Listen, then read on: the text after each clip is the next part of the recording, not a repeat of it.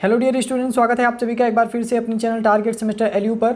Lucknow university fourth semester vocational course basics of Indian economy unit second का second lecture है। आज हम इसमें बात करेंगे कृषि संसाधन की जो कमी होती है, रिसोर्स लिमिटेशंस इन एग्रीकल्चर। इसका मतलब क्या है कि किसानों को कृषि करने के लिए स्वाभाविक है कि पैसा चाहिए, पैसे की ज़रूरत होती है।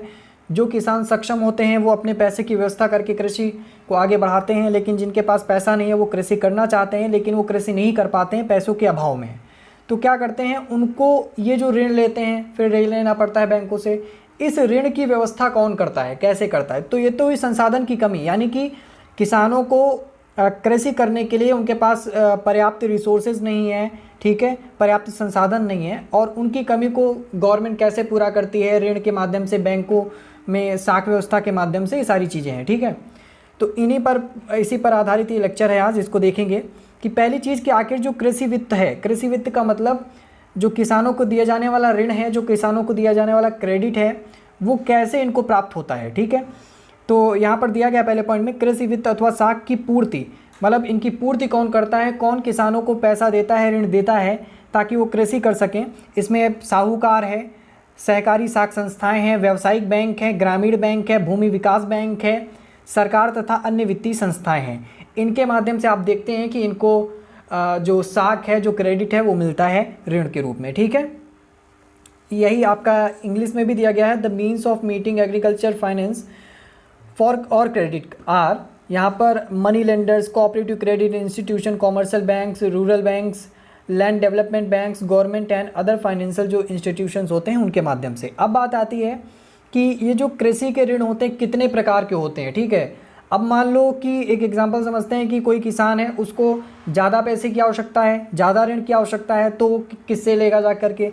एक किसान है जिसको मतलब ज़्यादा पैसा नहीं चाहिए, कम पैसा चाहिए, ठीक है, वो कहाँ से लेगा? तो सबके लिए व्यवस्थाएँ भी अलग अलग की गई हैं, तो उनके प्रकारों के आधार पर, टाइप्स के अकॉर्डिंग यहाँ पर इनको डिवाइड किया गया है, ठीक है। इनके 3 पार्ट्स होते हैं अगर हम देखें गौर से, जैसा आप लोग अपनी स्क्रीन पर देख पा रहे होंगे। पहला है आपका अल्पकालिक या मौसमी ऋण। जो पहले प्रकार का ऋण लिया जाता है अल्पकालिक, यानी अगर आप शॉर्ट टर्म के लिए ले रहे हैं, ठीक है, मतलब हमें केवल एक सीज़न के लिए अगर हमें चाहिए, बस सिंचाई करना है उसके लिए पैसा चाहिए, ठीक है, बीज लाने हैं उसके लिए चाहिए, तो ऐसे जो आपके होते हैं शॉर्ट टर्म के लिए हमें पैसा चाहिए किसानी करने के, खेती करने के लिए किसानों को, तो वो आपका शॉर्ट टर्म यानी अल्पकालिक का मौसमी ऋण होता है। मौसम के हिसाब से, मतलब हर सीज़न आपकी कोई ना कोई फसल होती है, चाहे वो रबी हो, खरीफ हो या जायद की फसल हो, ठीक है। तो उस फसल के हिसाब से, उस फसल को उगाने के लिए जो पैसा होता है वो अल्पकालिक ऋण कहलाता है।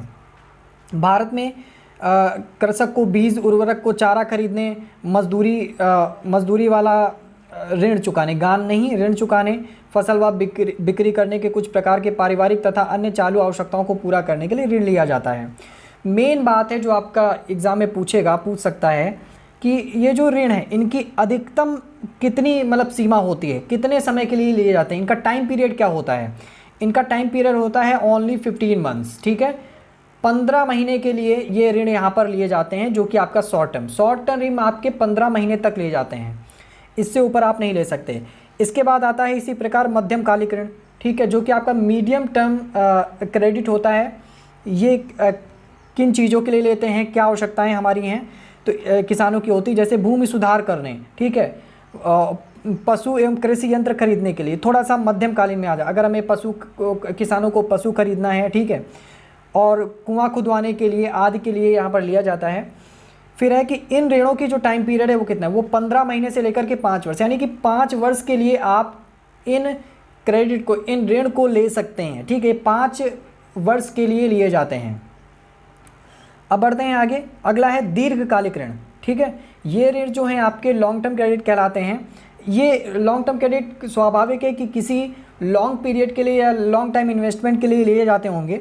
इसमें भूमि खरीदने के लिए तो अब काफ़ी पैसा चाहिए, उसके लिए ये तो एक लॉन्ग टाइम पीरियड का इन्वेस्टमेंट हुआ, ठीक है। इस पर स्थायी सुधार करने, ऋणों को चुकाने, महंगी कृषि यंत्र लाने, ठीक है। अब मान लो आपको ट्रैक्टर लाना है या कुछ करना है, तो इसके लिए आपको ज़्यादा पैसे की आवश्यकता है किसानों को, ठीक है, तो उसके लिए आपको लॉन्ग टर्म क्रेडिट लेना पड़ेगा, ठीक है। और इसका जो टाइम पीरियड क्या होता है, in duration is more than 5 years and usually 10 to 20 years, यानी लगभग आप मान लो 20 साल तक का ऋण ले सकते हैं, ठीक है। 20 साल तक आपको बोलना नहीं पड़ेगा, 20 साल तक के लिए आपको ऋण यहाँ पर मिल सकता है। ठीक है, तो ये ऋण क्यों दिए जा रहे हैं?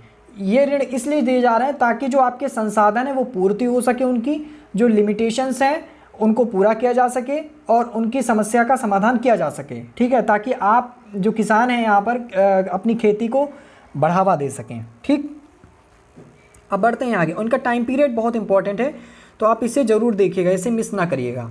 ठीक है, अब बढ़ते हैं आगे। अगला पॉइंट है आपका कि रिजर्व बैंक ने 1 जनवरी 1977 से ये नियम लागू किया है कि बैंकों को एक शहरी शाखा खोलने की अनुमति तभी दी जाएगी जब वह ग्रामीण क्षेत्रों में 4 शाखाएं खोलेंगी। मतलब आप पहले 4 शाखा गांव में खोलो, तब आपको एक नई शाखा यहाँ पर शहर में खोलने का मौका दिया जाएगा। एक नई ब्रांच आपकी तभी खुलेगी सिटी में जब आप अपने रूरल एरिया में यहाँ पर अगर देखा जाए तो 4 अपनी जो ब्रांचेस हैं वो खोलेंगे। ठीक है, अब बढ़ते हैं आगे। अगला पॉइंट है कि वर्तमान समय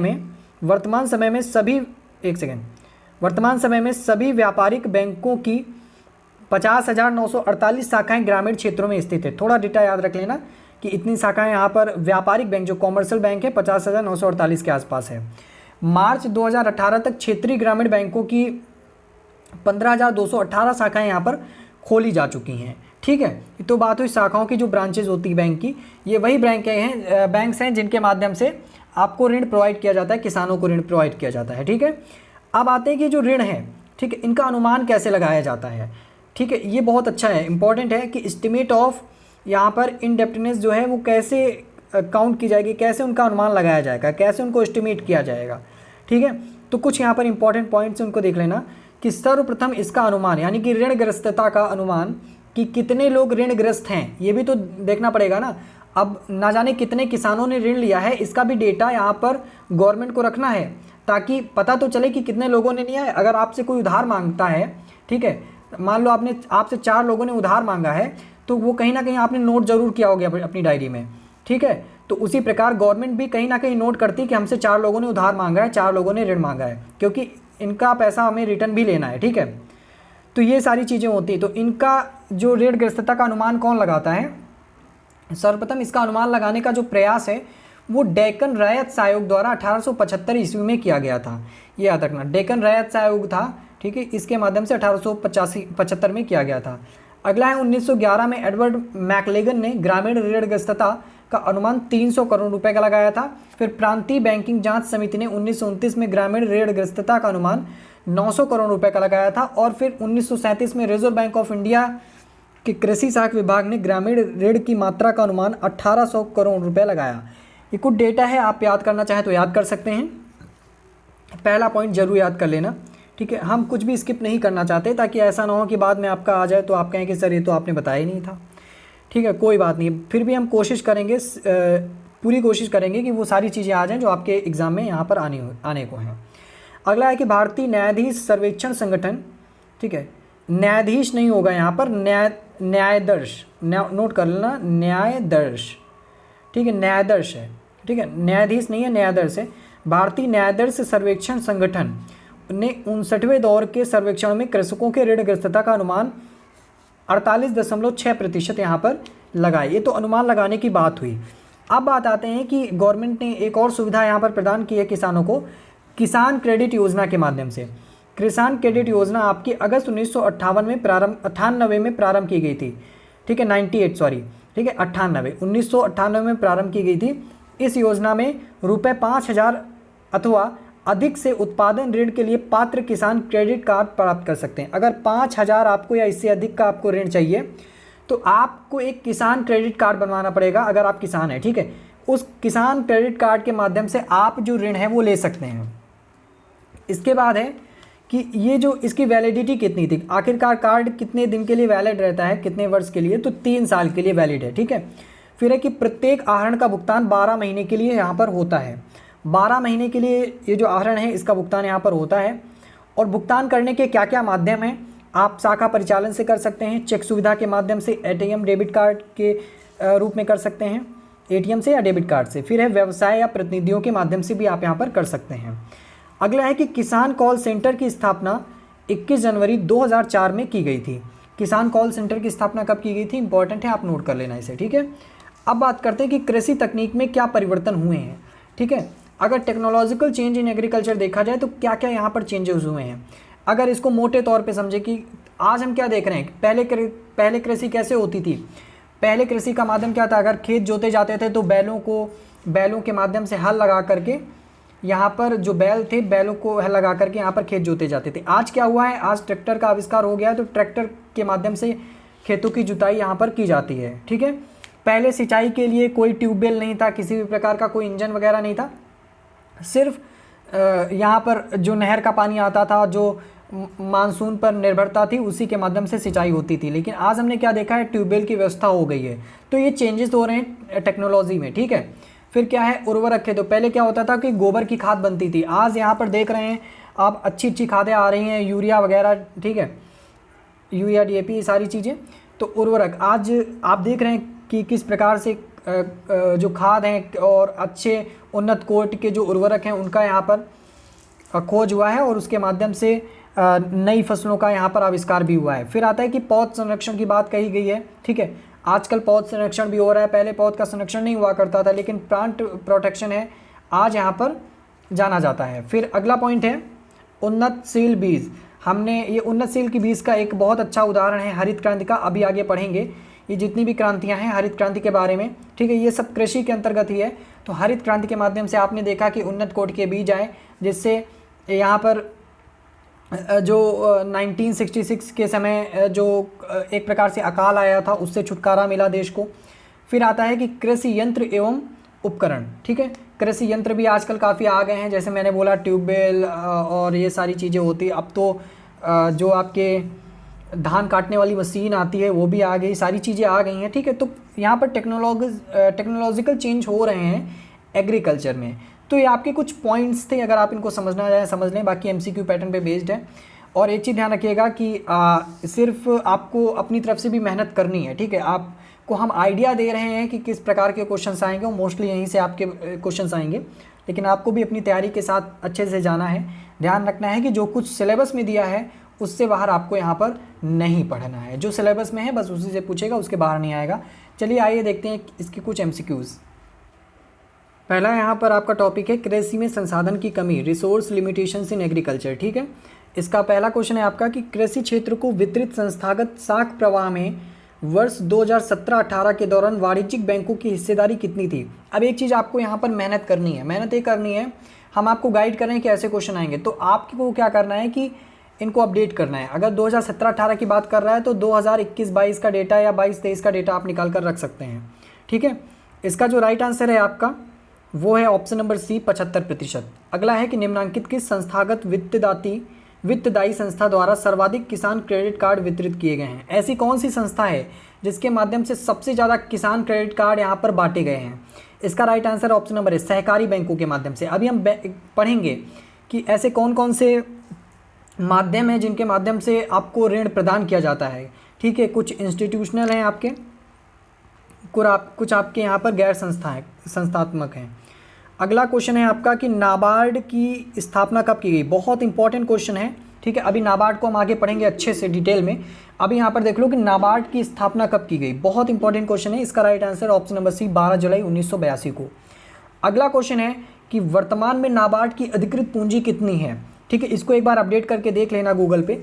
फिलहाल इसका राइट आंसर है ऑप्शन नंबर D, 5,000 करोड़ रुपए। अगला है कि कृषि एवं संबंधित गतिविधियों के लिए ऋण का प्रवाह बढ़ाने के लिए सरकार ने व्यापक कृषि ऋण पैकेज कब प्रारंभ किया। इसका राइट आंसर है ऑप्शन नंबर B, यानी कि जून 2004 में। नेक्स्ट है कि देश में क्षेत्रीय ग्रामीण बैंकों की स्थापना कब की गई। ये भी बहुत ही इंपॉर्टेंट क्वेश्चन है। इसका राइट आंसर है आप लोगों का ऑप्शन नंबर B, यानी कि 26 सितंबर 1975 को। अगला है कि अग्रणी बैंक योजना किस समिति की सिफारिश पर लागू की गई। इसका राइट आंसर है आपका ऑप्शन नंबर C, नरीमन समिति की यहाँ पर सिफारिश पर आपकी जो है अग्रणी बैंक योजना की सिफारिश यहाँ पर लागू की गई। अगला है कि व्यापारिक बैंकों के राष्ट्रीयकरण का प्रथम चरण किस वर्ष किया गया। व्यापारिक बैंकों के राष्ट्रीयकरण का प्रथम चरण ऑप्शन नंबर D, यानी कि 1969 में। ठीक है, कॉमर्शियल बैंक्स का जो यहाँ पर नेशनलाइजेशन है आपको पता है वो किया गया था 1969 में इंदिरा गांधी के समय। ठीक है, अगला है कि व्यापारिक बैंकों के राष्ट्रीयकरण के प्रथम चरण में कुल कितने बैंकों का राष्ट्रीयकरण यहाँ पर किया गया। 1969 में किया गया था। कुल कितने बैंक थे यहाँ पर? इसका राइट आंसर है 14, ऑप्शन नंबर ए। ठीक है, 14 बैंकों का यहाँ पर राष्ट्रीयकरण किया गया था। नेक्स्ट है आपका कि व्यापारिक बैंकों के राष्ट्रीयकरण का दूसरा चरण कब आया? व्यापारिक बैंकों का राष्ट्रीयकरण दूसरी बार कब किया गया था? तो इसका राइट आंसर है ऑप्शन नंबर सी, 1980 में यहाँ पर इसका जो राष्ट्रीयकरण है, नेशनलाइजेशन है कॉमर्शियल बैंक्स का, वो किया गया था। नेक्स्ट है अब टॉपिक आपका कृषि में तकनीक परिवर्तन, जो हमने आपको 4-5 पॉइंट में समझाया था। क्वेश्चन इसका कि कृषि में तकनीकी परिवर्तन का संबंध किससे है? जो टेक्नोलॉजिकल चेंज है एग्रीकल्चर में, उसका रिलेशन किससे है? हम आपको हिंदी इंग्लिश दोनों में समझाते चल रहे हैं। ठीक है, तो जो कृषि में टेक्नोलॉजिकल चेंज है उसका रिलेशन किससे है?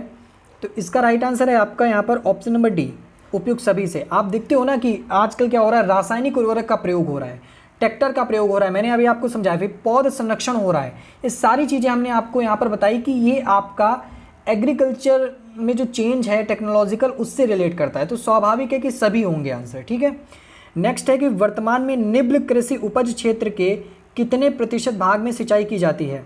इसका राइट आंसर है आपको ऑप्शन नंबर ए, 45% भाग में।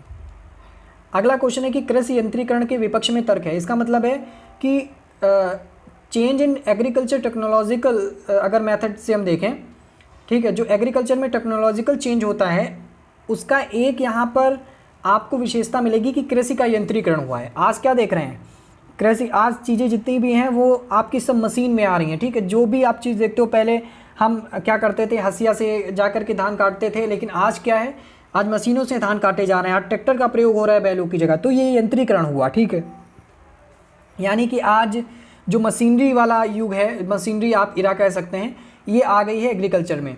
लेकिन इसका नुकसान क्या है? ठीक, आज मशीनरी तो आगे, लेकिन इस मशीनरी का नुकसान क्या है? स्वाभाविक है कि यहाँ पर बेरोज़गारी का भय आ रहा है। लेकिन अब जब सारी चीज़ें, सारे काम यहाँ पर मशीन करेंगी तो मनुष्य क्या करेगा? ठीक है, मनुष्य तो फिर बेरोज़गार हो जाएगा, उसके लिए कोई काम नहीं होगा। आज आप लोग देखते हैं जहाँ पे एटीएम लगे होते हैं, आपको एक बहुत अच्छा एग्जांपल देते हैं, जहाँ पे एटीएम लगे होते हैं, एटीएम में देखते होंगे एक ना एक सिक्योरिटी गार्ड बैठा रहता है। ठीक है, तो वो सिक्योरिटी गार्ड को नौकरी मिल रही है, लेकिन अभी हाल ही में गवर्नमेंट ने क्या किया, कोशिश की यहाँ पर कि उन सिक्योरिटी गार्ड को हटाएं, वहाँ पर कैमरा लगाएं। अब जब कैमरा ही ये सारा उपयोग करेंगे तो ये लोग तो बेचारे बेरोज़गार हो जाएंगे ना। तो ऐसी यहाँ पर चीज़ें आपको देखने को मिलेंगी एग्रीकल्चर सेक्टर में, अगर आपको मशीनरी का जो मेथड है ये अपनाया गया है। ठीक है, फिर आपको क्या हो, कृषि जोत का जो आकार है वो छोटा हो। स्वाभाविक है, कृषि जोत का आकार यहाँ पर छोटा हो जाएगा, वित्त का अभाव होगा, पैसे का अभाव होगा। यहाँ पर जब बेरोजगारी रहेगी तो पैसे का अभाव होगा, इस वजह से इसका राइट आंसर है ऑप्शन नंबर डी, सभी। अगला है कि भारत के लिए विभिन्न किस्मों के उर्वरकों नाइट्रोजन, फास्फेट, पोटास का फसलों हेतु मानक प्रयोग अनुपात कितना है? इसका राइट आंसर है आपका ऑप्शन नंबर सी, यानी कि 4:2:1। ठीक है, अगला है कि वर्ष 2015-16 में देश में नाइट्रोजन, फास्फेट, पोटास उर्वरकों का प्रयोग अनुपात कितना दर्ज किया गया है? इसका राइट आंसर है ऑप्शन नंबर डी, 6.7:2.4:1.0। ठीक है, ये यहाँ पर क्वेश्चन है। आप ये मत समझना कि सर यही क्वेश्चन हम बस पढ़ लें और चले जाएं, नहीं, ये आपको सिर्फ बताने के लिए, ये जो MCQs हैं ये आपको बता रहे हैं कि आपके ऐसे क्वेश्चंस आएंगे, लेकिन जो इंपॉर्टेंट मैंने बोला है उनको ज़रूर देख लेना। कुछ जो स्थापना हुई है और कब बैंकों का राष्ट्रीयकरण किया गया, ये बहुत इंपॉर्टेंट है। ठीक है, इनसे आपके क्वेश्चंस बनेंगे। तो फिलहाल आज हमारे साथ जुड़ने के लिए आप सभी का बहुत बहुत धन्यवाद। मिलते हैं नेक्स्ट वीडियो में।